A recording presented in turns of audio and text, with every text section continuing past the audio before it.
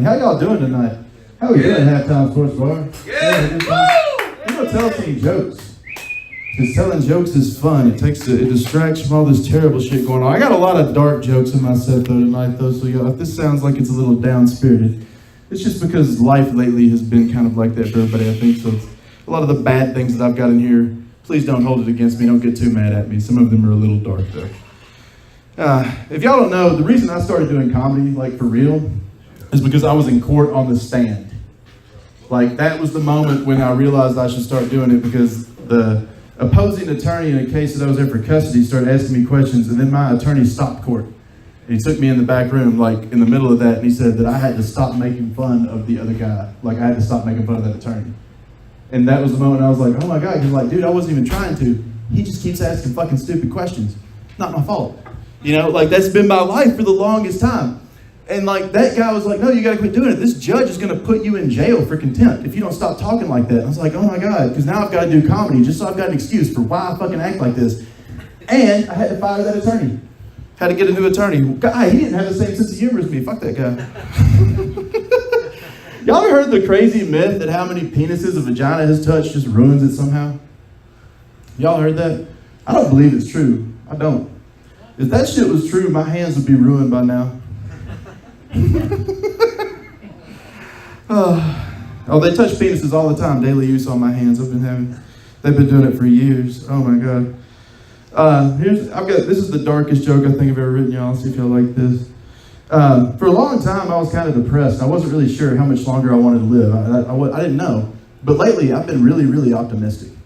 I want to live long enough that I can see my kids' funerals. I know, y'all like, but wouldn't you like to have grandkids? And yeah, I'd like to have grandkids too after I think about it. Because holy shit, maybe I could see one of their funerals too. Yeah, it's great, right? I told you it's dark. It keeps going. No. But you gotta wonder which one's worse, right? Because they say that seeing one of your children's funerals is one of the worst things you could possibly ever see. But seeing one of your grandkids, holy shit, you gotta wonder which one's worse.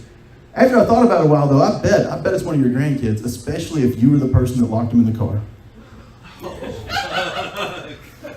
Exactly. I told you it was dark. That was just to warm everybody up. I was just clearing my throat a little bit, guys. Holy shit. So I'm sick of protests. Like all the people protesting on TV, I'm getting sick of that in a weird way, but like maybe not in the same way everybody else is. Like I'm sick of the people protesting on TV, but I'm also sick of the people protesting them. So now I guess what that makes me is somebody that is protesting the protesters of the protest, which is like, I guess, the PPP. And I don't want to be a member of that, y'all. The more I get to thinking about it, and I know that like y'all are thinking, wait a second, but I don't like the idea of protesting these people because I want those guys to stand up during the anthem. But I was like, I don't know. Like, so you guys might not like me, and that makes you part of the PPPP. And at some point, y'all, it gets stupid. We're all going to need a flow chart just to try to figure out which person's in the P or the PP or the PPPP. And all this peeing on everybody's nonsense. We all need to quit doing it. That's why it takes a flow chart. All the peeing on everybody. I've got some short ones here. I've been wanting to test. These are new. If your last name is Doe, it is a terrible idea to name your child John. Because you're never sure if he's the one that died on TV that night. I met a hot girl that goes to a local school. She goes to tech here, y'all. Y'all seen tech, right? Engineering major. And I was super impressed, y'all. I was, because I had never met a girl that was that into getting all the angles right on the bedspread, making sure all the towels lined up just right. This one's short too. Y'all like it. Bruce Lee was the Mike Tyson of Kung Fu. Because they both have a speech impediment.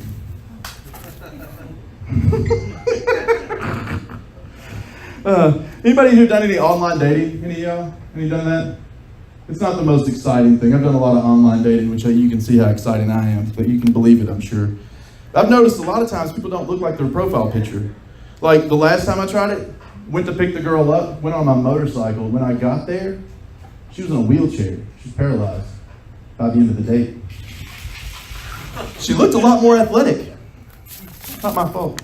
Not my fault at all. I'm going to do a couple more. We're going to start our open micers. This is the truth on that one too. I've noticed several times when I look at other people's profiles, I noticed that I don't think they're really telling the truth. Then I kind of introspectively looked at my own.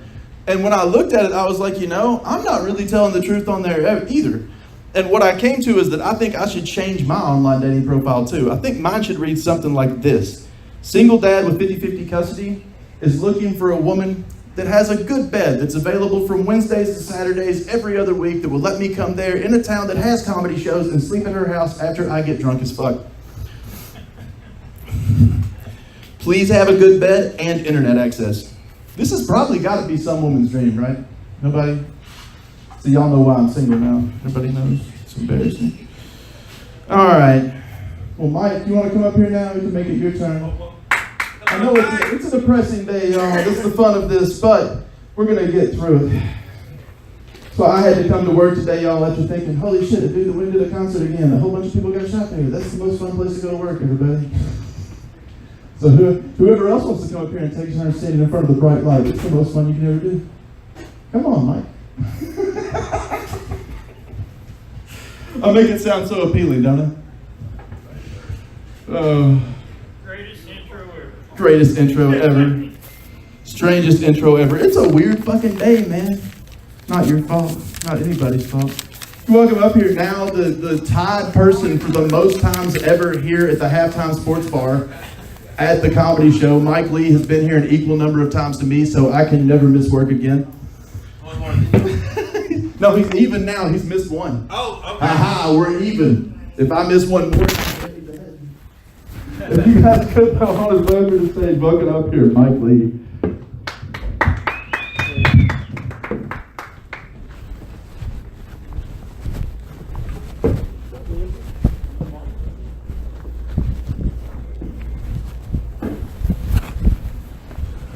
Women of all ages, hear me now. Kidding. I feel and hear your pain. Now. Holy shit, it's October 3rd, y'all. Which is weird because people already started getting out Christmas decorations. It seems way too early for that, but in the spirit of that, I've been selling them for 2 months. in the spirit of that, I decided to be a dickhead and go ahead and break out a Christmas joke. Because it seemed like a good time for that too. Whenever y'all get to taking out your Christmas decorations and getting out new lights and stuff, y'all need to think about that because all that shit's really expensive, right? And we got all these homeless people going around everywhere. And when y'all go out to buy new lights and decorations this year, just think how much more festive all the homeless people would look if you covered them in those lights. See, Christmas jokes, festive. Oh shit, if y'all didn't hear, Mississippi just made it legal to discriminate against gay people. Like, they made a law there where they can discriminate specifically against them so that they're not a protected class. They're like the opposite of that, which seems fucking weird. Like, they say it's because of sin in the Bible, right? But y'all have been to Mississippi? 35% of the population of Mississippi is morbidly obese. Gluttony is a sin in the Bible too. They need to make something illegal for cake vendors to sell to someone. They should stop selling the cakes to the fat people in Mississippi. Seems like it would do them a lot more fucking good. I'm just saying, but I figured out a solution to the whole problem. Gay people can solve it all right now. Because to be a protected class in the United States, all you have to do is meet in a building somewhere once a week, have a series of beliefs that you have, and say that you're a religion. So if gay people would just start worshiping some sort of a thing that said that they were a religion instead, they could go in there and demand any kind of cake they want. My feeling is they should go in there and demand cakes covered in dicks. Say they worship the dick god, just so that they could make all those bakeries make cakes covered in dicks, just so that they could make fun of those stupid people. Just my feeling on it, y'all. I got one more.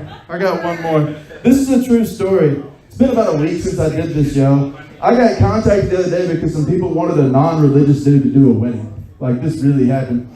And went to Third Coast Records in Nashville and got there, and I was actually the pastor that they had for a wedding. They make me mostly dressed like this is about how I look for it and everything. That's what they wanted. But when I get there, they're like, well, what we want to do is we're going to climb in this record booth the size of an old phone booth. You're going to be recorded live onto this record. You need to figure out what you're going to say right now. And I was like, oh, shit, I've never done this before. This is a lot of pressure now. So like by the end of this, I'm getting kind of nervous. But I feel like I was kind of like touched by the spirit or something. Like I started doing it, and it all just went kind of smooth or whatever. Like I'm a dudist priest from the movie The Big Lebowski. Like the dude came down and the dude touched me and just kind of pushed it along so it went well, right? Until I got to like the middle of it, and I was like, oh my God, I don't know his last name. Because when you do a wedding, you've got to be like, welcome everybody, you know, Mr. and Mrs. So-and-so. And I was like, oh shit, I don't know. So I had to stop, and I'm like, hey man, what's your last name? The guy turns and looks me right in the eyes and says, Boring. His last name was Boring. I almost laughed, fucked up the whole recording, messed up his entire fucking day for his wedding.